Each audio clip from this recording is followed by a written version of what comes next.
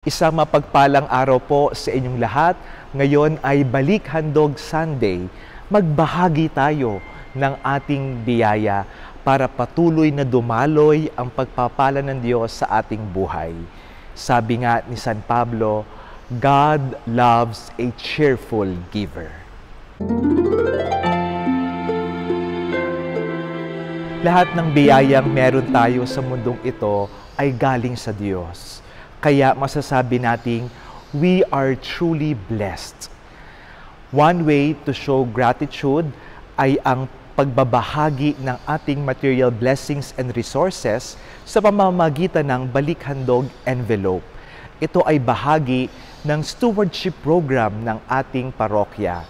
Pagbibigay diin na tayo ay mga katiwala ng Diyos, daluyan ng biyaya at pagpapala ng Panginoon. Alam nyo ba na malayo ang nararating ng ating Balik Handog offering? Pinopondahan nito ang ating Parish Scholarship Program, ang pagtulong natin sa mga developing communities, ang formation programs at maintenance expenses ng ating simbahan. Sa ganitong paraan, nagiging daluyan ka ng pangangalaga, paglago at pagbabahagi ng biyaya ng Diyos. By sharing your blessings, you become a blessing to others. Kaya magbahagi tayo ng ating biyaya para patuloy na pagpalain ng Panginoon.